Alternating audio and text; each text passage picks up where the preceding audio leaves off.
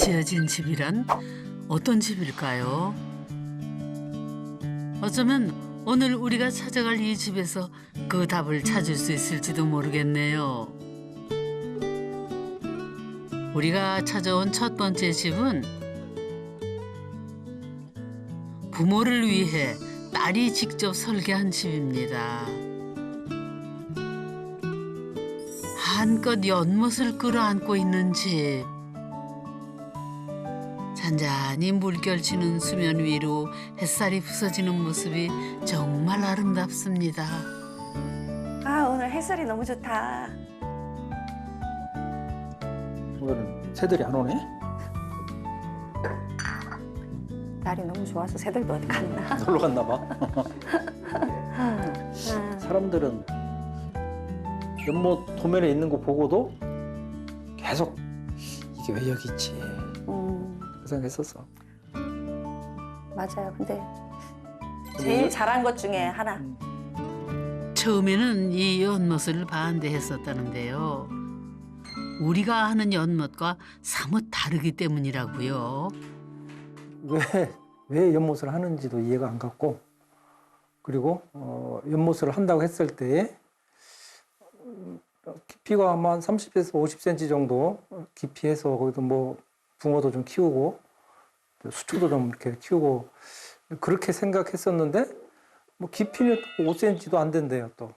저는 그 당시 와보고 이게 뭔가 실수가 있는 줄 알았어요. 이거 연못인데 그렇게 하고서 이거 너무 낮은데 이거 뭔가 조금 실수가 있는 거 아닌가요? 시공하시는 분들이 이렇게 생각을 했었는데 아니라고 하시더라고요. 몇 개월 지나 보니까 바로 알겠더라고요.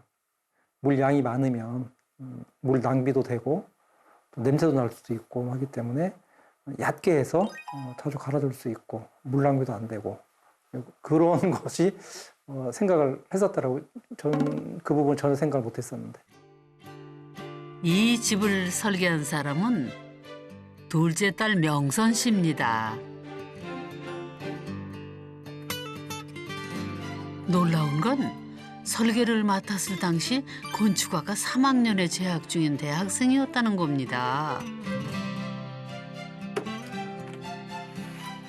안녕하세요. 저는 이 집을 설계한 건축가 정명선입니다. 엄마 아빠가 거의 스케치북을 사준 거나 마찬가지잖아요. 내가 원하는 대로 집을 지어라. 그거는 되게 설레고 즐거운 부분이었고 일단은 재밌겠다라는 생각이 먼저 들었던 것 같고 그다음에 아무한테나 주어지는 기회가 아니잖아요. 그래서 잘하고 싶다라는 생각이 되게 많이 들었던 것 같아요. 건축학도라면 누구나 꿈꾸는 기회였죠.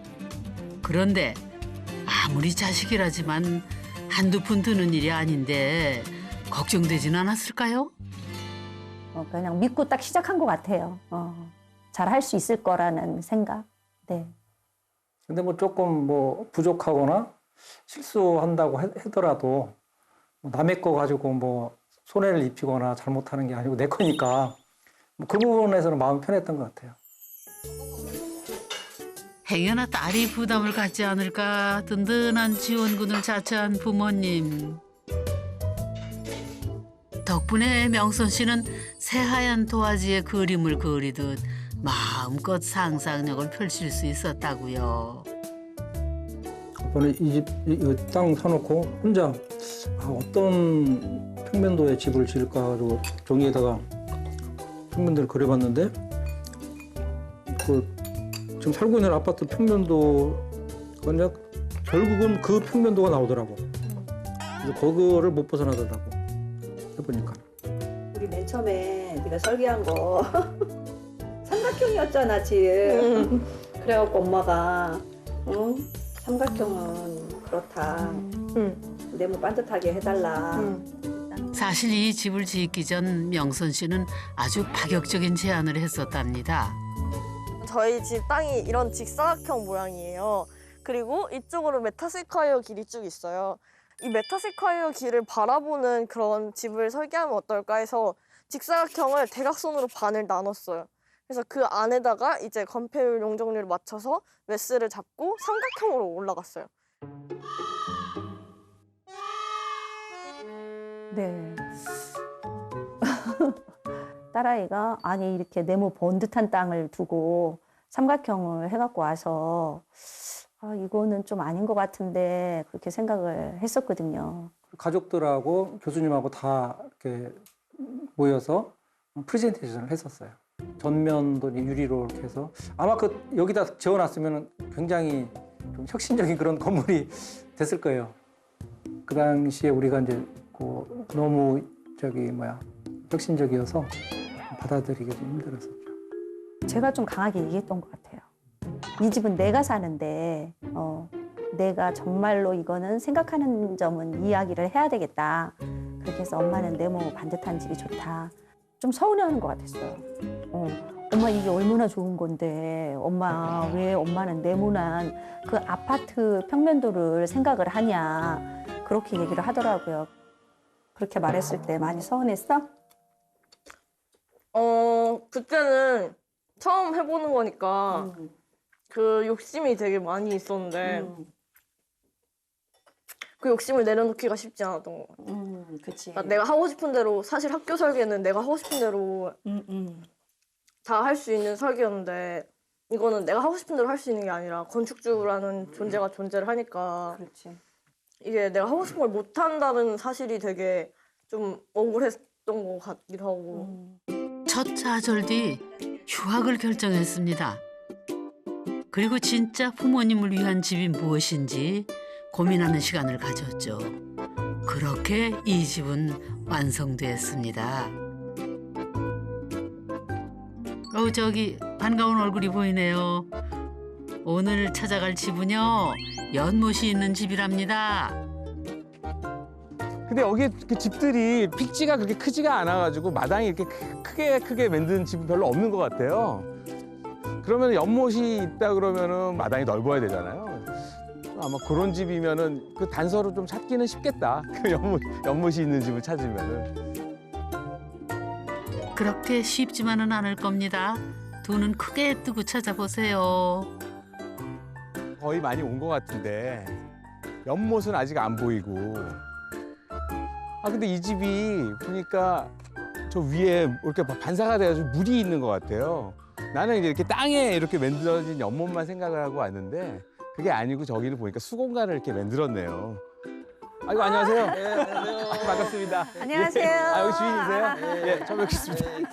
이거 요새 이렇게 하는 거죠? 네. 아 반갑습니다. 저기에 물 그림자 물이 이렇게 아롱아롱 막 네네. 어른어른 해가지고 아 이 집인가 보다 하고 왔는데 여기 반가운 팻말이 붙어 있어요. 아, 예.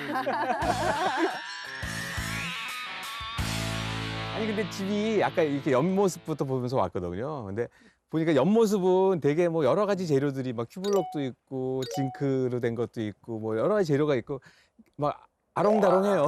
근데 무엇보다도 제일 인상적인 거는 저 집 이 뭐라 그러나 이거 연못? 연못. 연못이라고 뭐라 그러세요? 선생님들 저거를? 저희도 연못이라고 연못이라고? 해요. 네. 아. 네. 저 특이한 저 연못 좀 한번 좀 예. 구경 좀 할까요? 야. 연못 좀 자세히 봅시다.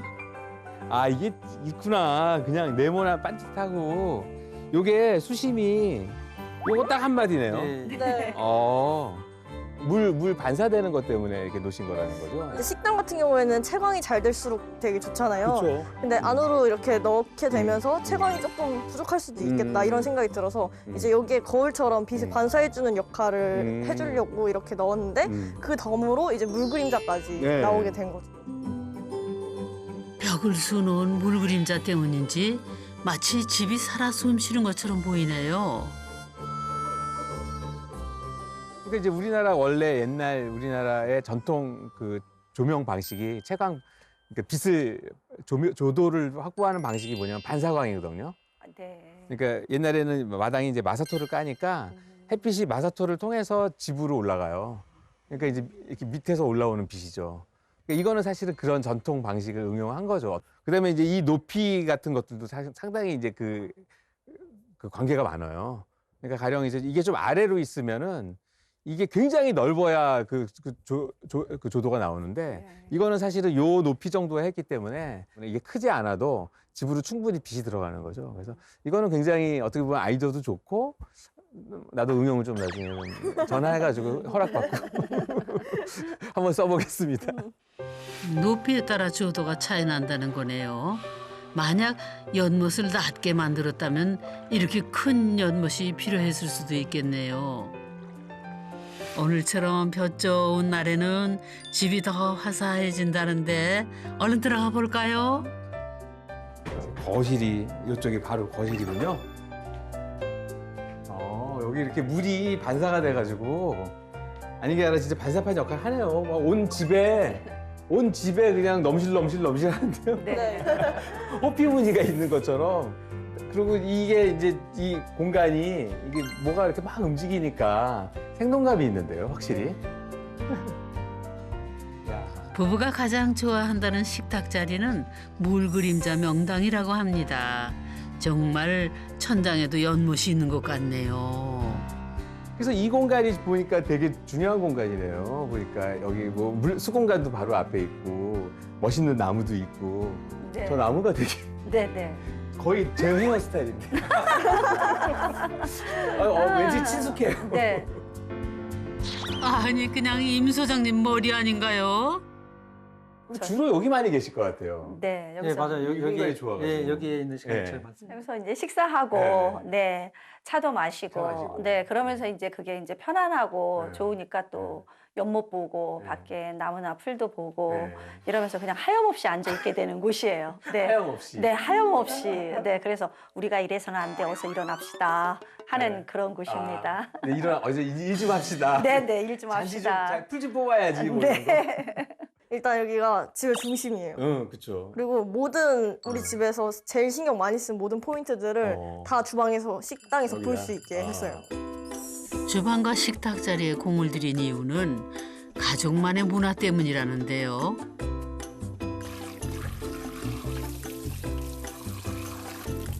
언제나처럼 식사 준비 중인 부부는 무엇이든 함께 하는 걸 좋아한답니다. 좋지?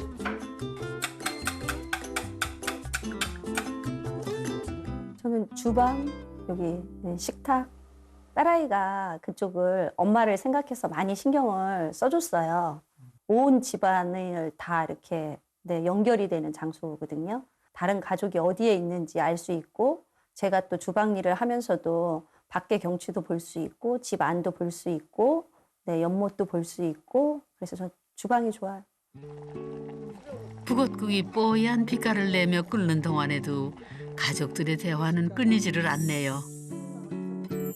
이 사이 이전에도 거실에서 TV를 보기보다 다 같이 식탁에 둘러앉아 이야기를 나누는 시간이 가장 길었다고 합니다. 그래서 이곳을 집의 중심으로 택한 거죠. 저는 일단 소통이 잘 되는 집을 만들고 싶었어요. 사람이 같은 집에 산다는 거는 같이 먹고 자고 그다음에 얘기하고 그런 게 가장 중요하잖아요. 엄마랑 아빠랑 집에서 뭐 TV도 보시고 뭐 이것저것 하시겠지만 사실 식사하는 시간이 가장 메인이라는 생각을 했거든요. 그래서 이제 주방 공간과 식탁 공간을 이제 가장 중심을 잡게 됐어요. 그리고 눈에 띄는 것이 하나 더 있는데요. 바로 집 한가운데에 놓인 이 나무. 이 나무는 뭔가요? 특이했던 게 요거 네. 집에서 나무를 키우세요. 이게 무슨 나무예요? 네, 이게 예. 구조 기둥 역할도 하고 있고 그다음에 뭐 보시면 아시겠지만 예쁘잖아요. 인테리어 역할도 하고 있습니다. 예. 그럼 이게 진짜 나무예요? 예, 진짜 나무예요. 무슨 나무인가요, 이거는? 산에 있는 그 밤나무. 밤나무? 예, 예. 지도 교수님에게 아이디어를 얻어 네모 반듯한 기둥 대신 실제 나무를 이용했다고 합니다.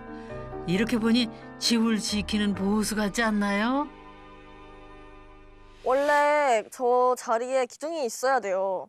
근데 일단 직선 기둥을 모형상에서 이제 꽂아봤는데 아무래도 너무 집이 약간 정적인 느낌이 든다고 해야 되나? 나무 같은 경우에는 예쁜 것도 있지만 이제 상징적인 의미도 있어요. 그래서 1층에서부터 다락까지 나무가 연결이 되어 있거든요. 모든 공간이 하나로 연결되어 있다는 느낌을 주기 위해서 나무를 넣었습니다. 구조적인 역할을 하면서도 미적인 요소까지 높인 나무 기둥. 그런데 여기에 재미까지 살렸다고 합니다.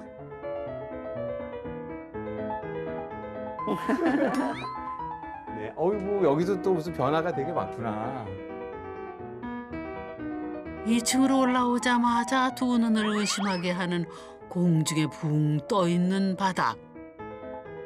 이곳을 뜬마루라고 부른다는데요.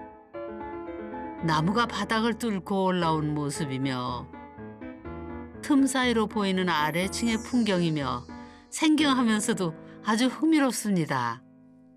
뜬마루가 이렇게 하나 딱 그 천장 위에 있는. 네, 여기 그치. 이렇게 걸터 앉아도 어, 돼요. 여기 이렇게. 어, 네, 좋다. 네, 네, 이렇게. 딱 높이가. 저기 아래서부터 올라온 밤나무 가지가. 네. 예, 이 뜬마루를 관통해서 네. 다락까지 올라가네, 제가. 네. 그래서 여기가 또 다른 집인 것 같아요. 아까 그 밑에 있는 집하고 또 다른 집 한 채에 들어온 거예요. 여기는 어떻게 보면 숲속에 있는 오두막 같은 느낌이에요. 네. 그래서 여기서는 그러면 주로 어떤 활동을? 여름에 낮잠. 인형 저쪽으로 놓고 인형 베고 누우면 아, 네. 그렇군요. 네. 처음에 여기 어떠셨어요? 여기 좀 불안하지 않으셨어요? 공사 시공 중에는 와서 보고요. 무서웠어요. 무서워가지고 음. 저는 못 올라간다고 음. 그러니까 1톤도 가능하다고 그렇게 1톤? 말씀. 네, 1톤까지도 가능하다고 그러시면서 막 그 공사하시는 분들이 올라가시더라고요. 몇 번 하니까 괜찮더라고요. 네. 재밌어요. 네. 처음에 네. 무서운데. 뜬마루를 이용하기 전에는 쓸모없는 공간이라는 생각이 들었다고 합니다. 네. 이 공간이 집 짓기 전에는 죽은 공간으로 이걸 왜 이렇게 해놨느냐. 방을 하나 만들 수도 있는데 그렇게 몇 번 저기 얘기를 했었거든요. 그런데 만들어 놓고 보니까는 여기서 방을 만드는 것보다 네, 훨씬 낫죠. 이렇게 하는 게 훨씬 네, 훨씬 낫죠. 이거는 어떤 거 생각하고 하신 거예요, 이거는?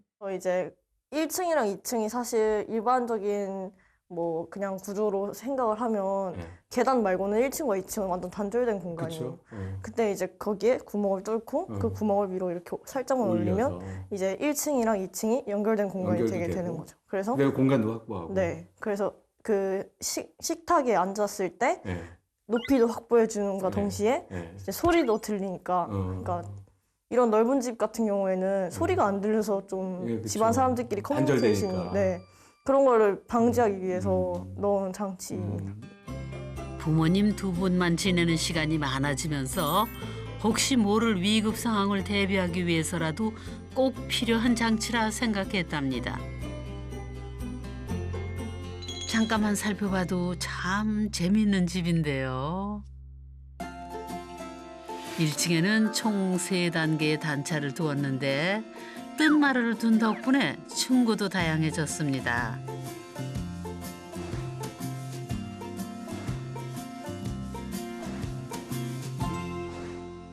네, 선생님 한번 서재 한번. 이제 서재로 이동해 볼까요? 아, 여기는 대통령 집무실인데요, 거의. 서재는 아버지를 위한 공간인데요. 딸이 약속한 게 있다고요? 설계할 때 예. 그 공원에 있는 나무가 소나무가 잘 보이게 하고 그렇게 해주겠다고 얘기를 했어요. 창을 이렇게 내겠다. 설계자가. 그래서 여기 딱 앉아 보시면 음. 한번 앉아 보세요. 예.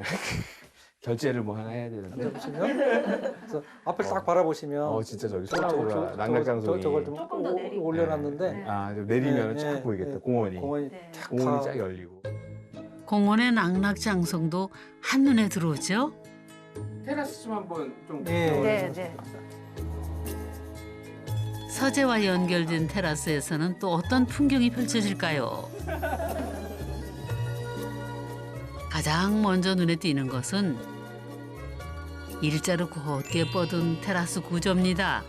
한마디로 공유 테라스랄까요? 각각의 방마다 2개의 입구가 있어서 다양한 방법으로 출입이 가능한 구조입니다.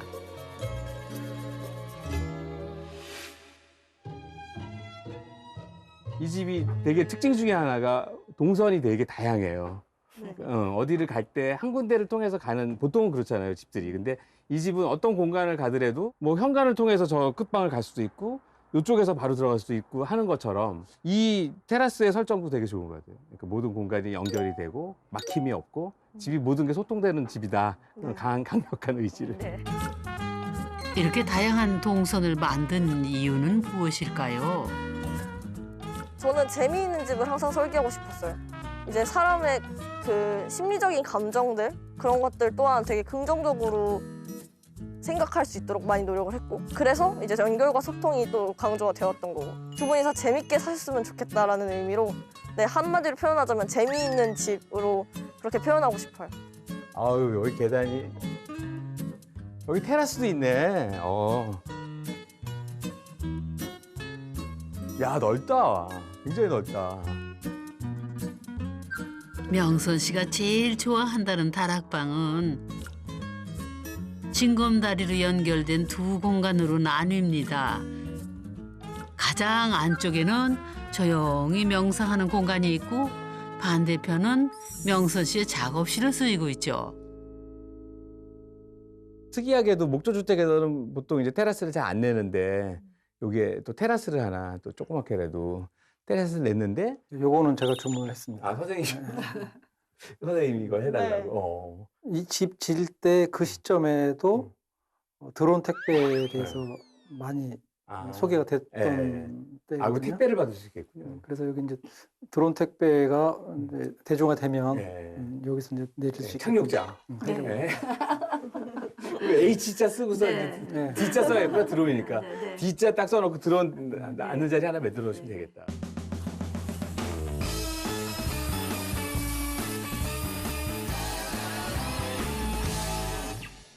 여기 낚시 의자 이렇게 놓고서 앉으면은 여기? 아주 네, 요 정도 테이블이랑. 높이. 네, 요 네. 정도 높이가 좋네. 네, 그러면 아주 좋아. 특히 네. 이쪽에서 보면 산도 보이고. 이쪽에서 요 정도 보면- 높이네요. 그렇죠? 네. 완전히 앉으면은 좀 덜 보이고. 네. 한 요 정도 높이가 딱 좋은데요. 네. 낚시 의자.